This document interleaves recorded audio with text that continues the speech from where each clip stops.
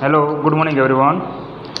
In the previous lecture, we have completed some properties about angles in and exercise 5.1 उसके 1 to 7 तक के सम 8 तक के सम हमने सोल्व कर लिए थे.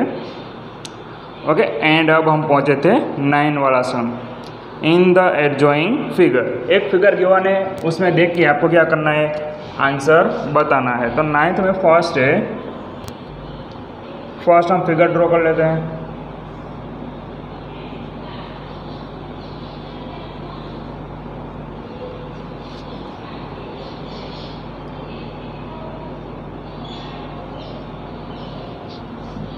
ओके यहाँ पे सेंटर में कौन है, ओ है, यहाँ पे है ए. पेज नंबर 102 पे है टेक्स्ट बुक में. ओके देख लेना जिसके भी पास है वो. यहाँ पे सी,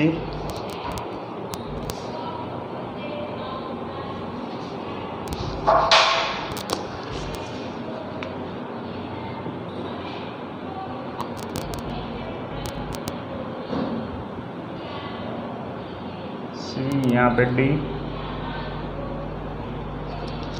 एंड यहाँ पे है ई. ओके टोटल एंगल हमें गिवन है 5. एंगल 1 यहाँ पे है, फिर एंगल 2 यहाँ पे, सभी लाइन में ये सीक्वेंस में 3, फिर है 4 एंड ये है 5. ओके ये वाली फिगर आपको गिवन है. करना क्या है, उसमें से देख के आपको आंसर बताना है. First is angle 1 adjacent to angle B. Adjacent angle किसे कहते हैं, तो मैंने आपको उसकी प्रॉपर्टीज़ बताई थी कि दोनों एंगल में कॉमन वर्टेक्स होना चाहिए, कॉमन आर्म होनी चाहिए, एंड कॉमन आर्म कहाँ पे आनी चाहिए, उसकी बीच में. तो एंगल 1 एंड एंगल 2 के बारे में हमें पूछा है फर्स्ट क्वेश्चन में. तो फर्स्ट एंगल 1 उसमें ये वाला वर्टेक्स कॉमन आ रहा है एंगल 1 एंड एंगल 2 में, तो फर्स्ट कंडीशन सेटिस्फाइड हो रही है. सेकंड कंडीशन कॉमन आर्म, तो OC दोनों में कॉमन आ रहा है, सेकंड भी सेटिस्फाइड, एंड बीच में आ रही है. तो कि यस फर्स्ट जो है वो क्या हो रहा है ना, तो लिख दो yes angle 1 adjacent to angle 2.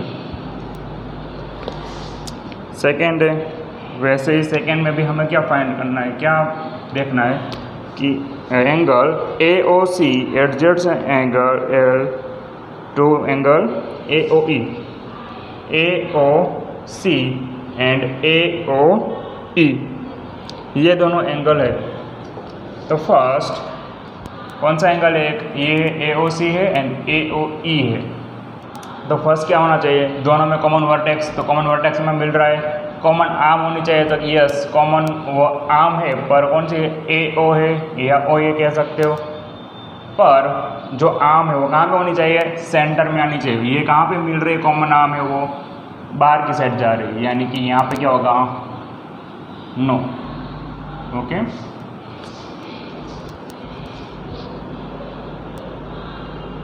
Angle AOC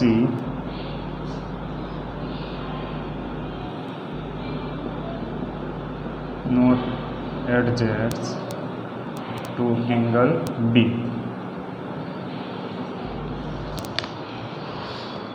third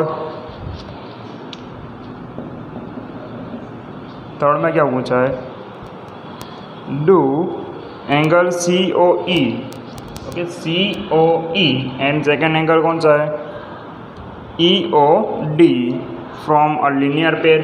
ये वाला एंगल है COE एंड EOD, ये लीनियर पेयर वाला है, तो कि यस दोनों एक ही लाइन पे है, तो यस लिख दो सीधे. ओके ये दोनों कैसे होंगे, लीनियर पेयर. अगर इसको हम सेपरेटली ड्रॉ करें तो कैसा होगा, ये यहाँ पे है O, यहाँ पे C, COE and EOD।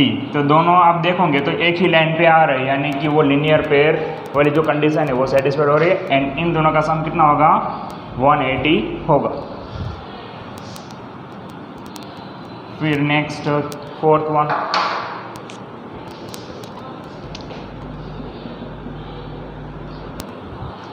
Are BOD and DOA supplementary. कौन कौन से एंगल है, BOD एंड DOA, वो दोनों सप्लीमेंट्री एंगल हो गए। तो यस, यहाँ पे भी क्या होगा, सप्लीमेंट्री एंगल होंगे। मैंने आपको बताया था सप्लीमेंट्री एंगल्स का सम होता है 180 एंड लिनियर पेयर का भी सम क्या होता है, 180। तो अगर इसको हम सेपरेटली ड्रॉ करके देखते हैं, जो भी दो एंगल गिवन है वो, तो एक एंगल हमें गिवन है BOD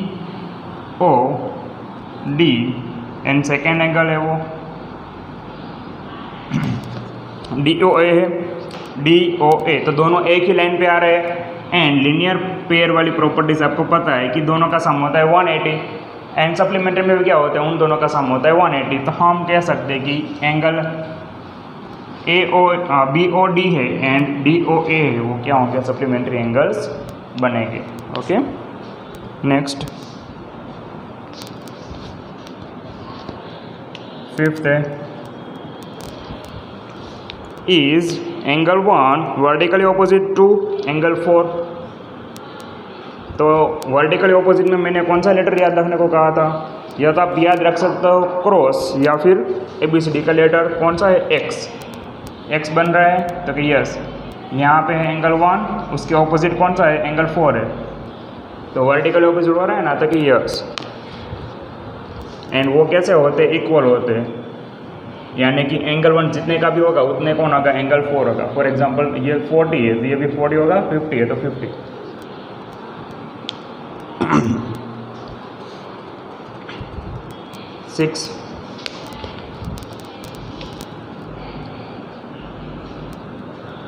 सिक्स में कहा है, what is the vertically opposite angle of 5। Angle 5 कहाँ पे है, यहाँ पे। इसका वर्टिकली ऑपोजिट एंगल कौन सा होगा, तो हमें वो बताना है। तो यहाँ पे अगर पिक्चर में आप देखोगे तो यहाँ पे क्या है, 2 and 3, ये दोनों एंगल गिवन है पूरे एंगल का। तो sum of angle 2 and 3 is equal to angle 5। Okay, उसका वर्टिकली ऑपोजिट एंगल कौन सा होगा, अगर एक्स में हम देखें तो इसके सामने वाला जितना भी है ये पूरा का पूरा क्या होगा, वर्टिकली ऑपोजिट एंगल होगा। तो इन दोनों का हम जो भी सम करेंगे, जो भी हमें आंसर मिलेगा वो 5 के इक्वल टू होगा। ओके, तो वो होगा उसका वर्टिकली ऑपोजिट एंगल। ओके, तो यहाँ पे जो फिगर में से देख के जितने भी हमें आंसर फाइंड करने थे वो हमने कर लिए। फिर नेक्स्ट आ रहा है 10, indicate which pair of angles are. First है linear pair and second one है फर्स्ट है vertical opposite angle and second one है लीनियर पेयर।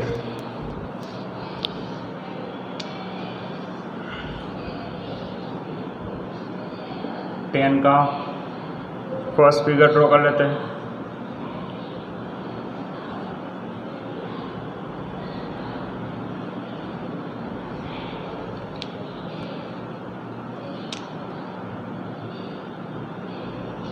यहाँ पे भी सीक्वेंस में 1 2 3 4 एंड 5।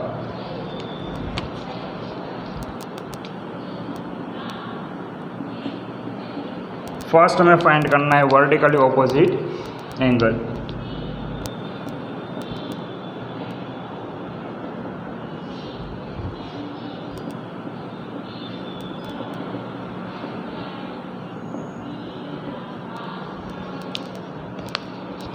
तो वर्टिकली ऑपोजिट कैसे कहते हैं, किसको कहते हैं हम, तो जिसका भी जहाँ पे x बन रहा है। ओके, यहाँ पे हमने अभी ये देखा तो वैसे ही यहाँ पे देखना है कि x कहाँ पे बन रहा है। तो इस तरह से बन रहा है x, तो 1 का ऑपोजिट एंगल कौन सा होगा, 4। तो फर्स्ट आएगा angle 1 is equal to angle 4। Okay, ये उसका क्या होगा, वर्टिकली ऑपोजिट एंगल। फिर वैसे ही सेकेंड पेयर कौन सी होगी, तो ये यहाँ पे है 5 एंड यहाँ पे 3 2, जैसे यहाँ पे हुआ था वैसे ही कहाँ पे होगा, यहाँ पे हमें दिखेगा।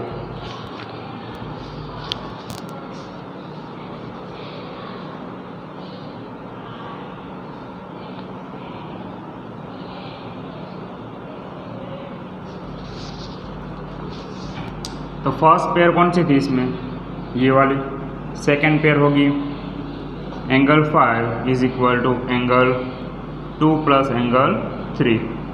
ओके, एंड इसको आप ऐसे भी लिख सकते हो, angle 1 angle 4 and angle 5 angle 2 plus angle 3। Okay, इसके वर्टिकल ऑपोजिट एंगल में इन दोनों का एडिशन आएगा। सेकेंड है लीनियर पेयर। तो लीनियर पेयर में कौन कौन सी पेयर बन रही है,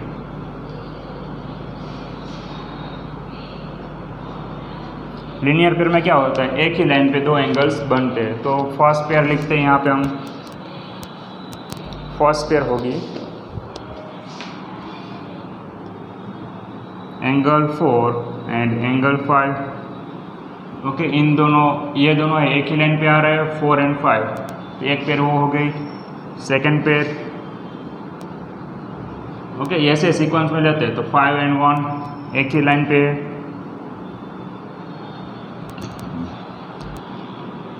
फिर 1 एंड 2 नहीं होगी। ओके, 1 एंड 3 ये भी नहीं होंगे क्योंकि बीच में ये आ रहा है। फिर 1 एंड ओके, 1 एंड 2 प्लस 3 इस तरह से हम ले सकते हैं, दूसरा कोई ले नहीं सकते, नीचे वाला लेंगे बाद में। अगर इसका करना है तो 1 2 प्लस 3 एंड यहाँ पे तो कौन सा आएगा, वहाँ पे भी ऐसे ही होगा 4 2 प्लस 3। ओके, पर जो प्रॉपर लीनियर पेयर बन रही है वो एक यहाँ पे बन रही है, दूसरी यहाँ पे बन रही है। एंड प्रॉपर दूसरी हमें यहाँ पे दिख नहीं रही है क्योंकि 3 एंगल बन रहे एक ही लाइन पे। तो 1 2 3 तीनों का एडिशन करेंगे तो हमें वो मिलेगा। वैसे 2 3 4 इन तीनों का एडिशन करेंगे तो वो होगा। ओके, यहाँ पे 10 तक के सम हमारा हो रहा है कंप्लीट। डाउट हो तो पूछो। नेक्स्ट है 11। In the following figure angle 1 adjacent to angle B, जो एंगल 2 है वो, गिव रीजन। तो फिगर कौन सी गिवन है, ऐसा जेड टाइप आपको गिवन है। एंगल 1 है यहाँ पे, एंगल 2 है यहाँ पे, तो ये एडजेसेंट एंगल होंगे या नहीं। तो एडजेसेंट एंगल में आपको 3 कंडीशन देखनी होती है। फर्स्ट कंडीशन क्या थी, कॉमन वर्टेक्स। तो कॉमन वर्टेक्स दिख रहा है आपको, लेकिन नहीं, एंगल 1 का वर्टेक्स है वो यहाँ पे एंड एंगल 2 है उसका वर्टेक्स यहाँ पे, दोनों में कोई कॉमन वर्टेक्स हमें नहीं दिख रही है। ओके, तो फर्स्ट कंडीशन ही से सेटिस्फाइड नहीं हो रही है, तो फिर हम कह सकते हैं कि नहीं, ये कॉमन एडजेसेंट एंगल नहीं होंगे। ओके, तो लिख देते इसका reason, angle 1 and angle 2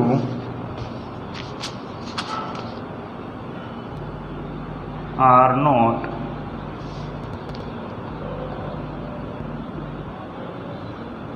adjacent angle because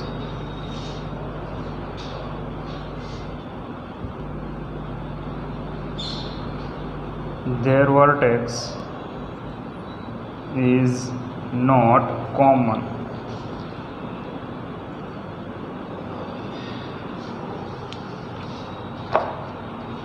okay, दोनों जो एंगल है वो एडजेसेंट एंगल नहीं होंगे। क्यों नहीं होंगे, क्योंकि दोनों में कॉमन वर्टेक्स नहीं मिल रहा है, इसीलिए ये एडजेसेंट एंगल नहीं होंगे। सेकंड यानी कि 12 find the value of the angle x, y and z in each of the following figure.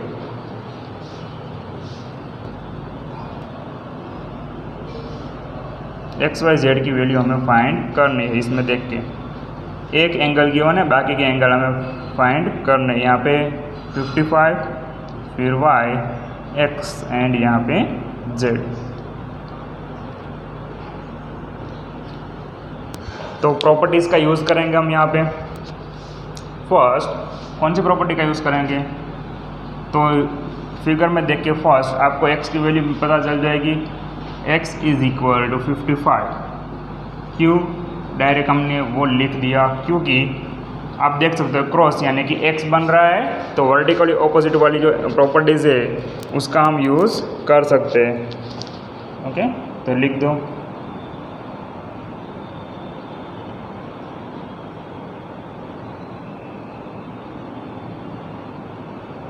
And वो कैसे होते हैं? इक्वल होते हैं। Vertically opposite angles are equal.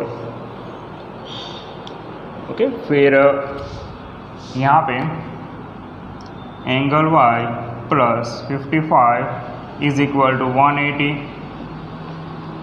Okay, एक समय मिल गया, डायरेक्ट कौन सी प्रॉपर्टी का यूज़ किया था? Vertically opposite. अब इसी की हेल्प से हमें y भी मिलेगा क्योंकि एक ही लाइन पे आ रहे दोनों एंगल, तो उसका सम होगा 180। कौन सी प्रॉपर्टी हुई? Linear pair.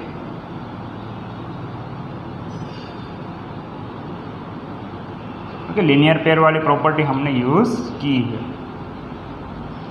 तो angle y is equal to 180 minus 55। Angle y is equal to subtraction कर देंगे तो हमें मिलेगा 5 एंड 125।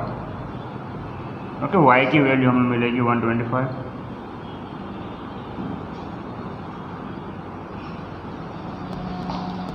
y मिल गया, उसके सामने वाला एंगल भी मिल जाएगा।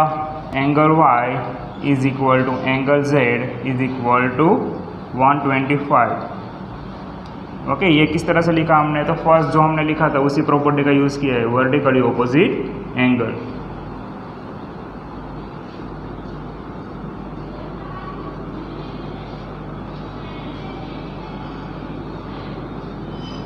ओके, वर्टिकली ऑपोजिट एंगल्स क्या होते हैं? इक्वल होते हैं। अब इसी का सेकंड पार्ट है, वो सोल्व कर लेते हैं।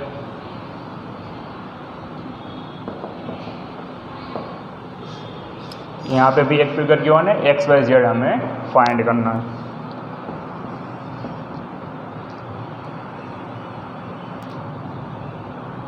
यहाँ पे x 40,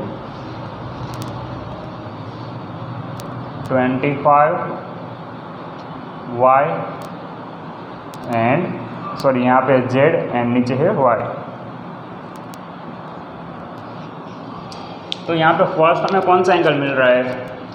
तो फिगर में देख के एक एंगल तो आपको मिल गया कि angle z is equal to 40। Okay, direct ही मिलेगा कि यहाँ पे अगर आप देखोगे तो x बन रहा है, ये 40 गिवन है, सामने वाला भी क्या होगा? 40 होगा। z is equal to 40। Property जो हमने फर्स्ट यहाँ पे लिखा सेम वही यहाँ पे आएगा, vertically opposite angle.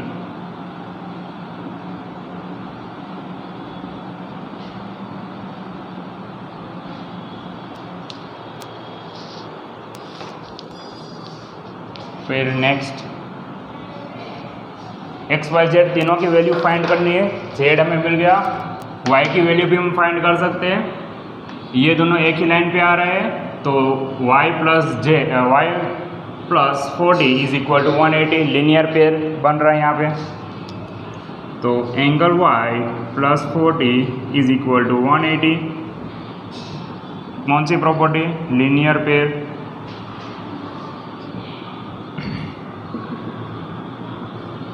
Angle y is equal to 180 minus 40 and angle y is equal to 140। Angle y की वैल्यू हमें कितनी मिलेगी? 140। अब इसी की हेल्प से हम कौन सा एंगल फाइंड करेंगे? x। तो वर्टिकली ऑपोजिट एंगल वाली प्रॉपर्टी यहाँ पे अप्लाई करेंगे तो क्या होगा? Angle y is equal to angle x plus 25। Okay, ये किस तरह से है, तो हमने यूज़ की है प्रॉपर्टी वर्टिकली ऑपोजिट एंगल्स।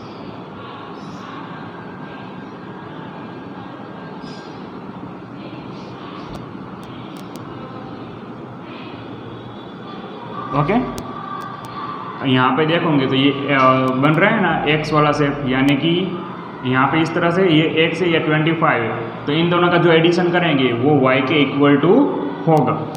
तो उसी की हेल्प से हमने क्या लिखा है, angle y is equal to x plus 25। And यहाँ पे हमें y की वैल्यू मिल गई है, कितनी है वो 140।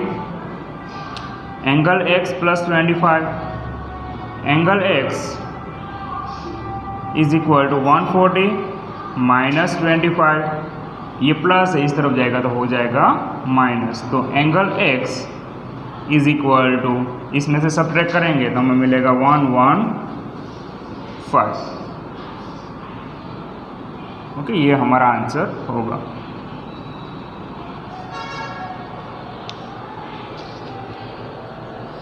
ओके, तो यहाँ पे 12 वाला सम भी हमारा हो रहा है कंप्लीट।